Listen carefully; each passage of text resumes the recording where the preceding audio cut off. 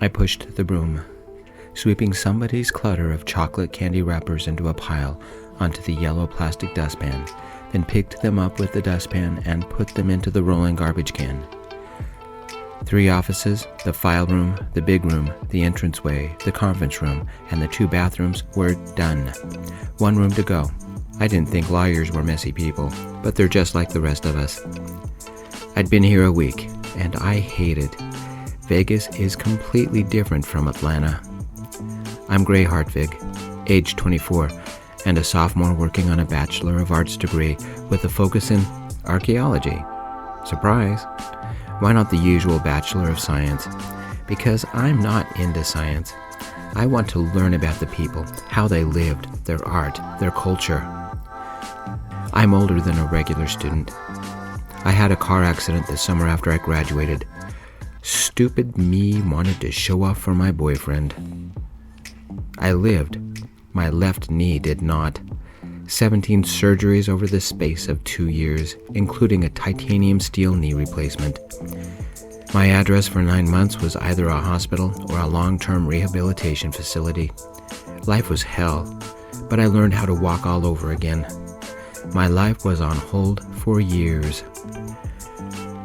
Then I went back to school, started working, was finally about to move out of my parents' place.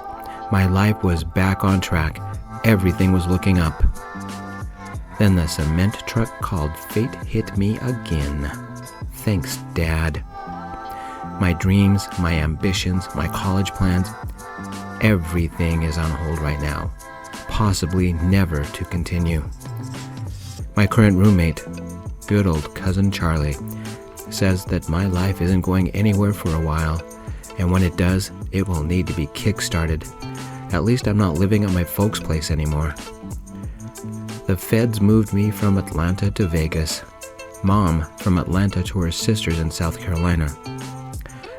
Informal protective custody, that's what they called it, to make sure we'll have a life when this is done. Dad stayed in Atlanta. He's behind bars.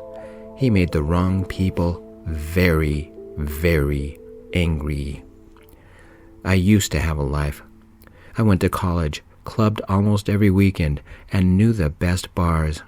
I'd flown through boyfriends like shots at a bar.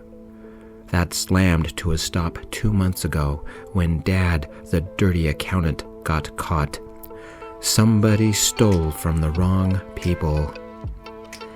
Janitorial is my new norm, and I work at the law firm of Jensen, Apples, Larson, and Watson. It's my Uncle Oscar's firm. He's the Jensen in the title. Older brother to my mother. He took me in when I had to flee Atlanta.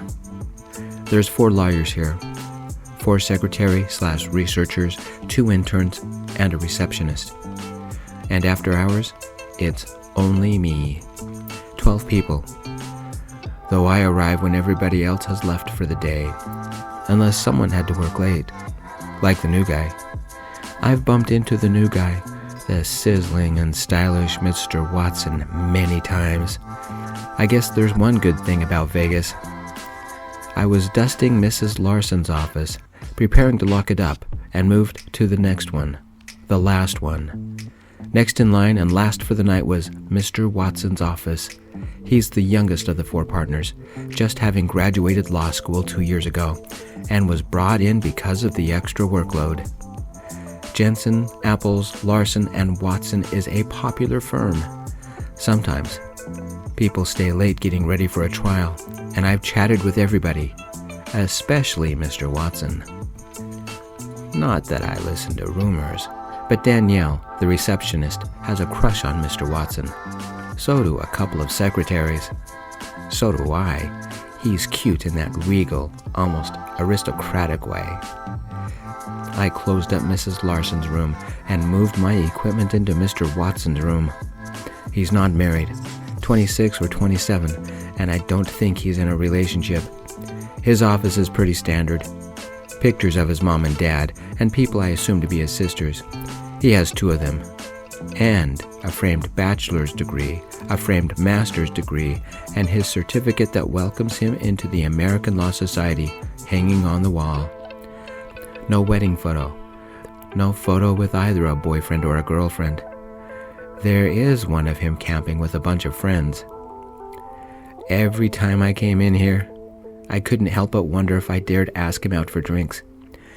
If life had been normal. Stupid of me, right? He's going somewhere with his life. I mean, he's graduated. He's a lawyer. He drives a BMW. Besides, I don't know if he even likes guys. But if Dad's old friends found me, I wouldn't be alive to get drinks anyway. Hanging from a peg near the door were several hangers, and they held a light gray pair of slacks, a light gray jacket, and a light blue shirt. A dark blue tie lay across his office chair, and he'd kicked off his shoes and socks near the door. An unzipped gym bag sat by his shoes. Had he gone to the gym a couple of doors down? A subtle smell was on the air. His musky cologne. It smelled good. Instead of drinks, maybe I'd ask him out to dinner. What's wrong with having a little fun? Everything. Near the suits were the firm's staff photo taking with all the lawyers, the secretaries, the receptionist, and the interns. Mr. Watson is standing together with the other lawyers. Short, crisp, sandy hair impeccably done. Topaz eyes, taller than my uncle. He wore a dark blue tailored suit with a gold-striped tie and a relaxed smile. He looked perfect. The few times I'd actually seen him in person, he was always dressed up and always calm, like he knew what the secret of life was. And he always had perfect hair and... Click. Somebody had entered the front door, which meant somebody was working late. "You sure?" a man's voice said. Then a pause. "You're right, he does suspect things," the man said again. Then another pause. "We don't have much time," the man said. "I'm never going to get done at this rate." I activated the cordless vacuum and ran over the floor. "You panic too much," the man's voice said. Closer. And he pushed the door of the room I was working in open.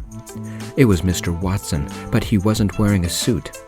I was right. He'd been at the gym because he was sweaty and sexy and slightly out of breath. He wore black wireless earbuds, a black armband on his right arm that held his phone, and wore blue gym shorts and black high tops. His left hand was what caught my interest. Mr. Watson had just pulled his t-shirt off and was holding it in his left hand. Suddenly, his head whipped up, and he stared at me. I'm glad no one could hear how fast my heart beat, especially Mr. Watson. His eyes connected with mine. His toned chest had a little bit of neatly trimmed chest hair on it, and a little on his abs that disappeared into his shorts. I bet below the belt was neatly trimmed too. There was something intensely sexy about the perfect Mr. Watson. A silver chain hung around his neck with a polished black hexagonal crystal. I'd seen similar ones at the metaphysical stores. I stepped back, tripping on one of the shoes. My knee gave out, and I knocked the suit and shirt off the wall, trying to regain my balance. Before I could fall, he was suddenly there, gripping my arm.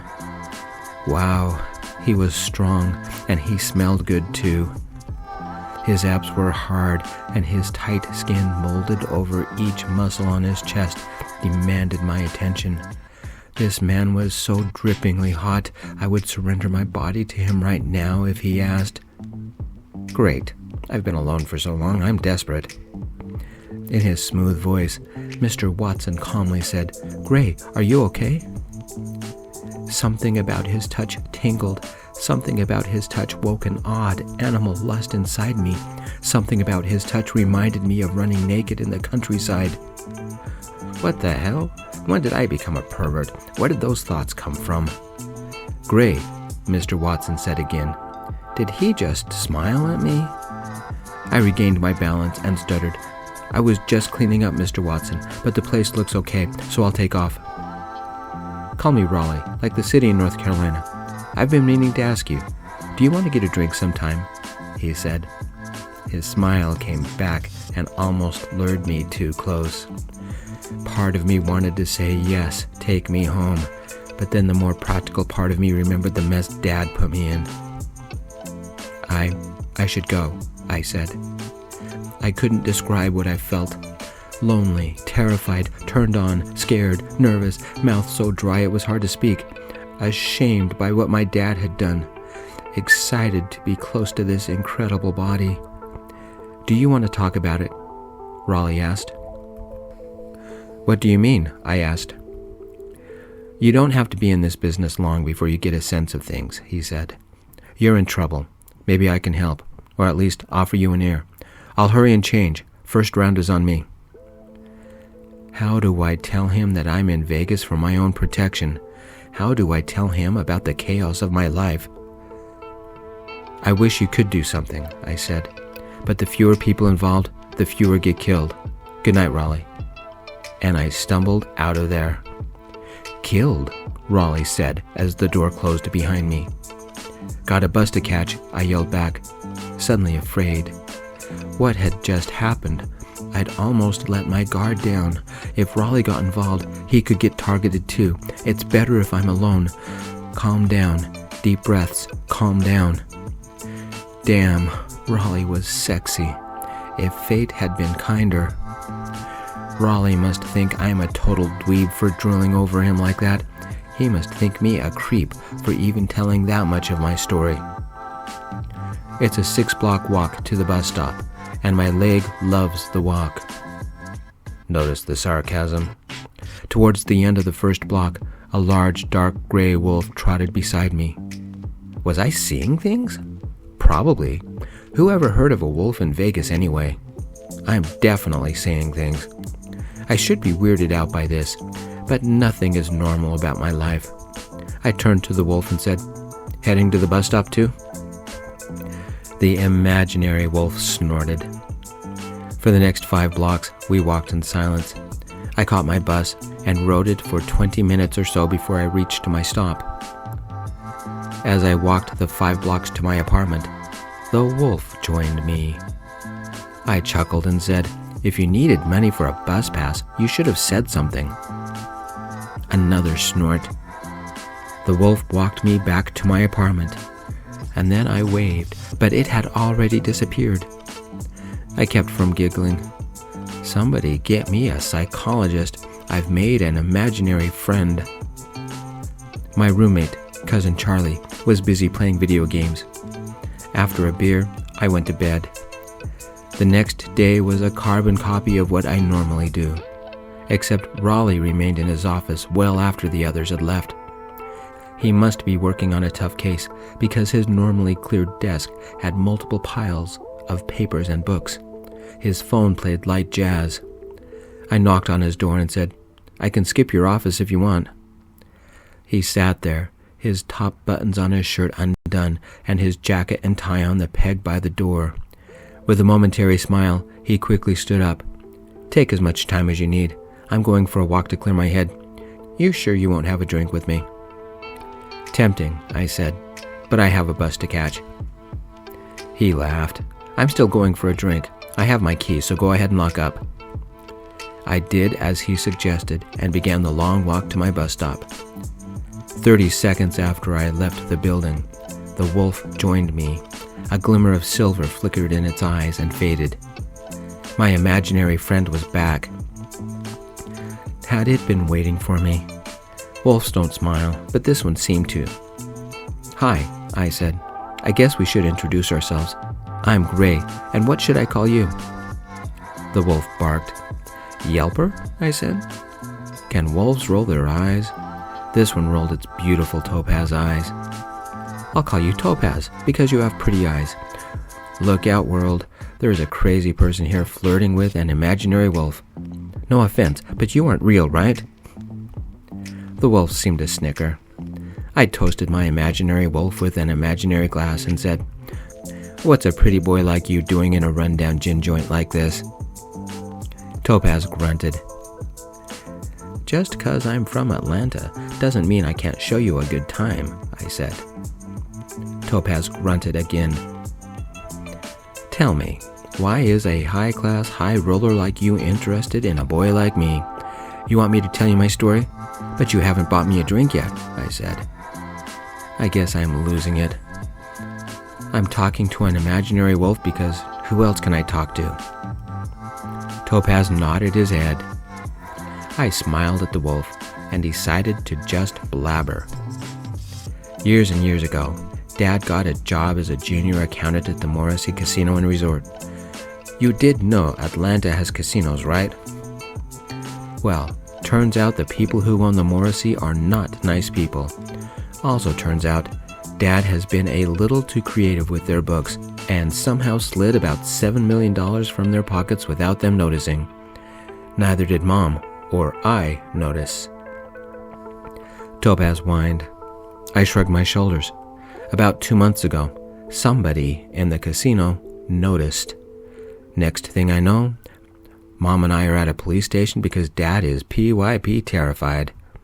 The first notice from the Morrissey Casino came. Either Dad pays it all back, or they go hunting. Dad turned state's evidence against Morrissey to save his own skin. I honestly don't think he cared about us. Topaz nudged me. I scratched the back of the wolf's head. The scruffy fur didn't feel imaginary. A second notice arrived. Dad pays all the money back, or me, Mom, and Rachel. Dad's secret mistress, which we just barely found out about. We will all go on a one-way trip. The powers that be suggested we get out of town until things settled down. That's why I'm in Vegas working as a janitor and talking to an imaginary wolf. Did the wolf chuckle? He might have, but he did walk me all the way home. On the third night, I was vacuuming Mr. Watson's office when the lone piece of paper on his desk caught my eye. It read, "How about dinner and drinks on Saturday? Meet you at 8. I chuckled. Raleigh Watson is cute, persistent, and if he understood the truth about my life, he'd never have anything to do with me. My imaginary wolf, Topaz, and I were walking to the bus stop when my phone rang. Mom. As soon as I picked up the phone, I heard the soft hum of tires and a car engine in the background. Mom started yelling, "Gray, don't talk, just listen. They found me. Keep moving. I love you." Click. Topaz whined. When the panic in my gut lessened, I tried calling Mom, but got no answer. "I can't do anything, boy," I said to the wolf.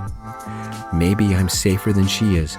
After all, it takes 27 hours to drive from Atlanta to Vegas." Topaz whined again. "Don't remind me. It only takes 4.5 hours to fly non-stop," I said. Another whine. "You better not hang around me," I said. "You might be imaginary, but I don't want to see if real bullets can hurt you." Topaz simply stared at me as if I was delusional. Of course I was. To change the conversation, I told Topaz about the accident, my leg, the surgeries, learning to walk again. And then I did something really stupid. I confessed I had a crush on the completely out of my league, cute lawyer at work. Topaz is a wolf. He won't tell anybody. The wolf gave me another weird look that I interpreted as, "Ask him out." "I can't ask him out," I said. "If these guys come gunning for me, he'll get caught in the crossfire. You're not bulletproof. I'm not bulletproof. And there's no way Raleigh's bulletproof. No romance in my cards. Besides, he's a rich lawyer who's going somewhere with his life. I'm a nobody diving headfirst into concrete." My imaginary friend nuzzled my hand and stayed close to me all the way home. The next day, I stopped off at a cheap burger place and bought a half-dozen cheeseburgers. Do wolves like cheese? I'd treat my imaginary friend right tonight. If he didn't show, then I'd have breakfast and lunch tomorrow. Raleigh stayed late again, and as I pushed his door open, he glanced up. "Anything interesting?" I asked, picking up his garbage can so I could dump it in my rolling garbage can. "What if I drove you home tonight?" Raleigh said. a brief smile flashing through his eyes, but something about him seemed serious. "We'll stop and pick something up to eat. Chinese, maybe? Let's get you above the city and away from your problems. I'll take you to the top of the stratosphere. The view from their observation deck is amazing." The thought only took a second before I squashed it. I would love to go out with this man. I really liked him, and I think we could have fun together. Until the people my dad robbed found me. Would they gun me down and not care who was around? Would they kidnap me and take me to some secluded spot to kill me? Would they keep me alive as leverage against my stupid dad? Why did Dad think stealing from these people was a good idea?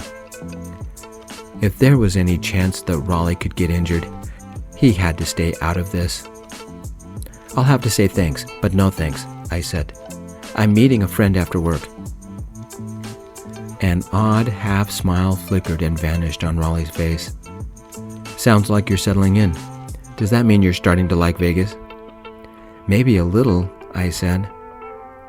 Raleigh grew serious and said, "I've made a few inquiries and learned a little about your case. According to my sources, your dad screwed the wrong people, and now your mom has disappeared. You're in trouble. I can help. Talk to me." An image flashed through my mind. Raleigh getting struck by a bullet meant for me. I couldn't allow that. Why is it that the only person I trust is a wolf? Hopefully, real bullets don't kill imaginary friends. I finally said, "I don't want you involved." "You shouldn't be on the streets alone," Raleigh said. "Let me drive you home." "Another night," I said. By the time I had finished putting my supplies away, Raleigh had left, but the beautiful Topaz was waiting for me outside. He seemed to glimmer with a slight sheen of silver. Why not? He is imaginary. When had I started calling him he? It just seemed to fit. I tossed him the hamburger patties, piece by piece, and it became a game. Who knew imaginary wolves could eat so much? For the first time since Atlanta, I think I was happy. I tossed a bit of hamburger at the wolf. The meat dropped to the ground. Topaz whirled, facing me, snarling. "What's got you so mad?" I asked, stepping away from him. His eyes suddenly shone a bright silver. Topaz knocked me down hard and stood over me, snarling. "Topaz," I yelled, "settle down." The wolf hissed and growled above me, his breath smelling of hamburger.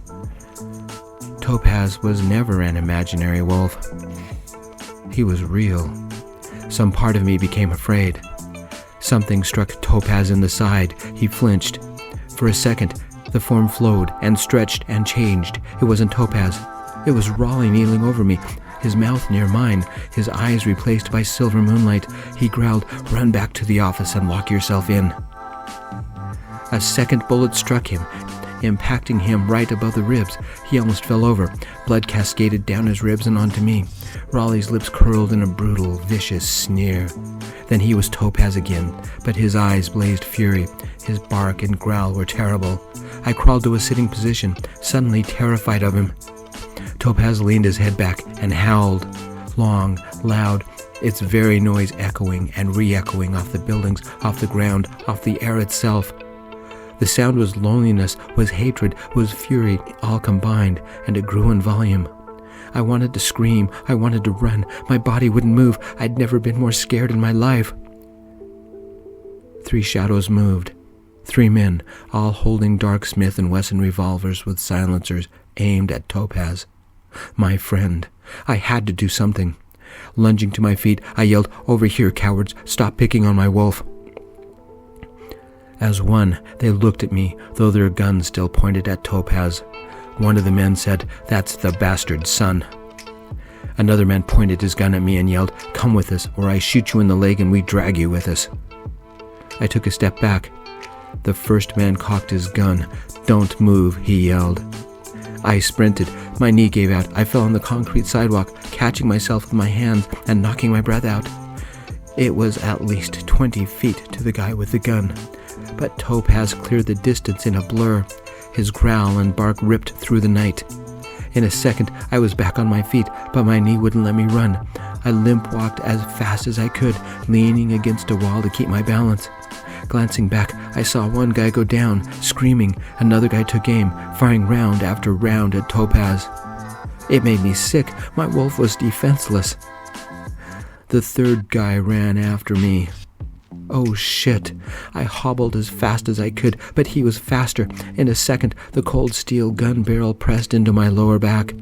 The guy's breath smelled of garlic and fried lamb and whiskey, and his body stank of too much aftershave and sweat and gun oil, and his calloused hand grabbed the back of my neck and he yelled, "March." "Don't hurt me," I pleaded. The pressure of his push, the weakness in my leg, the panic in my stomach. My knee collapsed on me again. I stumbled against the wall and fell. His rough hand caught me by the armpit and shoved me upwards until I stood. "Walk," he ordered. "I'm trying," I stammered. He pushed me to a dark blue Toyota Corolla that looked shiny like a rental and forced me into the back seat. "I've got him. We're leaving," he yelled. I clutched my aching knee with both hands and looked for Topaz. One man was down. The wolf stood over him, red dripping from his jaws. Topaz had killed the man. The wolf's eyes were bright silver, the same brightness as the crescent moon in the sky. His growl made me shiver, and he took a measured step towards us. The second man let off a couple of shots and ran to the car. The man who had captured me jumped behind the steering wheel, started the car, and put it into gear. Now's my time. I opened the door, but I was too slow. The second man was right outside the door with his gun pointed at me and said, "Scoot over, punk." The car barreled off, the second man only half in. Somehow he toppled in and slammed the door closed. The wolf jumped at the door, smacking the window with its skull. The window cracked in a dozen places. The car sped away. The wolf looked at me, howled, and gave chase, easily keeping up with the car. The look in its eyes made my soul cower. Topaz was angry. No, what had I seen a second ago? The wolf had somehow shimmered into Raleigh Watson, the calm, respectable lawyer I had a crush on. The man had somehow transformed into a wolf to walk me home. That's crazy talk. It must have been a trick of the moonlight. The wolf who had been my only friend in Vegas. What do I do? The wolf was now angry, and the blood of one of the attackers stained his hide. I don't know where the boldness came from, but I said to the driver, "You do realize that wolf will kill you tonight." "It can't kill what it can't catch," the driver yelled. The guy next to me in the back seat shouted, "I plugged that thing at least 8 times. It should be dead. Look at its eyes. They burn with hellfire. It's a hellhound come straight from the devil to steal our souls." As fast as the car sped, the wolf easily kept pace, its silver eyes blazing bright. The car swerved to hit the wolf, but the wolf jumped out of the way. Can a wolf laugh? Because Topaz was. The driver passed his gun to the guy beside me. The guy kicked the broken glass out of the window and took aim at Topaz. "No!" I screamed and lunged at the man. The shot hit a parked car, shattering the windshield. A woman screamed from the sidewalk. "Damn, brat," the man screamed, turned a little, and hit me with the barrel of the gun. The pain in my temple made me black out a second, long enough for the man to haul my body to the window, and he yelled at Topaz, "Back off or the kid becomes worm food." A trickle of blood leaked from my head. Topaz must have seen. Topaz narrowed his eyes. I could see the exact instant the fury took over. It was like a click happened in Topaz's eyes. They narrowed to glowing slits. His mouth curled back in a growl that I could hear over the roar of the night air and the engine. His tail, which had been slightly curled upwards, suddenly flattened. The way he ran became wicked and murderous. Topaz was out for blood. No, Raleigh was out for blood. The moon seemed to sing through him, an ancient guttural chant that spoke of war, of violence, of revenge. The man holding me must have sensed it too, because he pressed the gun into my head. "We can't make it to you," the driver screamed into his cell phone. "There's a..." But he never finished the sentence. The wolf jumped, twisted midair and landed atop the hood of the car, facing the driver, his weight pressing the imprints of his paws into the hood. The driver screamed, "Shoot it, shoot it," while swerving the car to the left and right. The man holding me let go and fired shot after shot after shot into Topaz. "No," I screamed, hitting the man as hard as I could. I shouldn't have worried. The bullets had no effect, except to make one very angry wolf angrier. Topaz shoved his head through the windshield, shattering the windshield, and gripped the driver by the neck and pulled him, screaming, through the glass. Bam! The car slammed into a stopped car, the airbags deploying immediately. The airbag dust added a sense of the unreal to the air. The driver lay half through the windshield, not moving. Blood was everywhere. Was he dead? Where was Topaz? "Topaz!" I screamed. "Shut up, brat!" The lone man with the gun reached across me, opened the door, and pushed me out. I fell on my already strained knee. I groaned, collapsing completely to the ground. The man with the gun pulled me to my feet. The Smith & Wesson thrust into my ribs and violently yelled, "Run!" There was no way I could run, not with my knee. "What a horrible accident. Do you need help?" a woman on the sidewalk said. "Police are on their way," a man said, holding a cell phone. "Get away from us," the man with the gun screamed and shot it into the air. Everybody scrambled to get away from us. We lurched away from the accident. What happened to Topaz? He was on the hood of the car when it hit the other car. He would have slammed into the back window. His body should be close now. How could an unprotected wolf survive? "A simple job," Morrissey said, the man with the gun muttered. I didn't say anything as he marched me along. "Get the kid, and there's no way his old man can do anything," the man with the gun muttered. I didn't say anything as he marched me along. "An easy $5,000 and a free trip to Vegas," the man with the gun said. "I'm only worth $5,000, that's it," I said. "Shut up," the man with the gun shouted. "Nobody said you had a pet wolf. Nobody said you'd be so much trouble." "Topaz is my imaginary friend," I said. I must have a concussion, because I added, "And you pissed him off. It's not nice to make imaginary people mad." "That thing is not natural. I shot it. I did. It should be dead," he yelled. A case of the giggles snuck out of my mouth. Tonight was so unreal. I can't believe I was laughing when I said, "You're an idiot. Of course you can't hurt him. He's imaginary." A wolf howled close by. The nearby dogs began barking. "How can you?"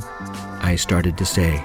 "Make it stop," the man with the gun yelled, "or I'll shoot you in the gut. I swear I will." A second howl, but this one deeper, somehow more menacing. A shadow moved on the rooftops across the street. A large, black wolf. It sat back and howled. As if it could control the sky, the clouds cleared for the brilliant silver crescent moon. A smaller wolf darted out from the ink-black shadows without making a single sound and knocked the man and the gun to the ground. I spun, my leg giving out, and fell. But a strong hand caught me. Raleigh. I wanted to hold him, hug him. Raleigh's face was covered with blood, his perfect hair far from perfect, but his eyes were moon silver, his lip almost quirked into a smile.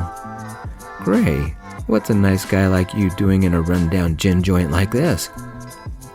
Delirious and afraid, I mumbled, "We should have gone for drinks." The man had fallen, cowering, whimpering, the smaller wolf growling above him. "Don't hurt me," the man pleaded. The smaller wolf transformed to human and held my arm so I could remain upright, while Raleigh knelt next to the terrified gunman.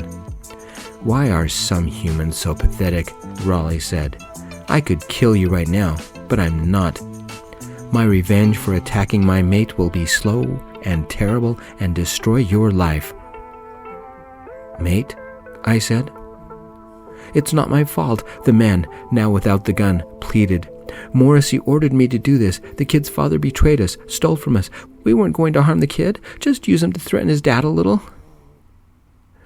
"You're kind of stupid if you think we believe you," the man that used to be the smaller wolf said. "Do you want me to kill him?" the man that used to be the large black wolf said. "No," Raleigh said. His eyes blazed moon silver, and he shifted to topaz, and before the man could scream, Raleigh nipped him on the arm, drawing blood. When he shifted back to human, Raleigh muttered, "That's my revenge." "A bite?" the man asked. "In a week, you'll wake up and wonder why everybody you know is dead," Raleigh said. As he stood, Raleigh picked me up as if I weighed nothing and calmly said, "Go back to Atlanta and tell Morrissey to stay out of Vegas. Make sure you're gone by noon and never come back. But if you ever do, we'll know, and we like to hunt," the big man who used to be the large black wolf said. Epilogue. I lay propped up in Raleigh's bed, ice packs packed around my knee. The 3 guys helped me to clean up, and I was wearing some of Raleigh's old clothes. I'd learned the guys' names, Compton and Landon. Raleigh, Compton, and Landon. The 3 of them made a small wolf pack. I couldn't believe what I was seeing, even after I saw Landon transform from human to wolf and then to human. They called themselves wolves, children of Fenrir. The rest of the world called them werewolves. To survive, the few left in the world banded together into packs. Raleigh brought me a chilled sangria that was heavy on the blood oranges and the brandy. The alcohol was what I needed to relax. "How's the knee?" he asked. "Really sore," I said, sipping the drink. "You get your wish. We're having a drink together." Raleigh lifted his sangria in a small salute. I returned the salute and sipped the drink and softly said, "We don't know each other, so why help me?" Raleigh set his drink on a table and sat next to me. He took my hand, and his voice was just barely more than a whisper. "Every 28 days, the moon cycles to full. For the 3 nights of the full moon, a wolf is an insane, raging monster. If I'm not locked in a cage, I could kill someone. Many someones. We cannot control ourselves. Another name for the wolves is the moon cursed, because when moon silver shows, we rage." "So the legends are true," I said. "You turn into monsters." "Unless we find someone special. We call them mates. These people are so powerful they stay up all night and fight the moon for us. They prevent us from going crazy. We owe our lives to them. The thing is, wolves mate for life." I couldn't help but feel a little disappointment, because this meant that Raleigh was spoken for, even if he didn't know who the other person was. So I asked, "So it's a male-female thing? Have you met her?" Raleigh sort of smiled. "Often, it is male-female, but not always. I've heard stories about a wolf named Silver and his mate Lucas." "How do you find your mate?" I asked. "Lots of theories about that," he said. "Some say that the 2 souls are somehow drawn to each other, or maybe it happens when a wolf falls in love and their partner somehow changes. And I've read one source that says when a wolf is made, so is its mate, and they have to find each other. I don't know what's true. Compton can control himself during the full moon, but Landon can't. Somehow Compton has become Landon's mate, and Landon Compton's. But they're both wolves, and men," I said. "Soulmates are not bound by human beliefs," he said. "Have you found a mate?" I asked. "Maybe," he said, and then looked me straight in the eyes. "I think it's you." The end. At least for now. Thank you, everybody. I appreciate you for being here. I'm Gio, and it's been fun. I'll see you next Wednesday. Peace.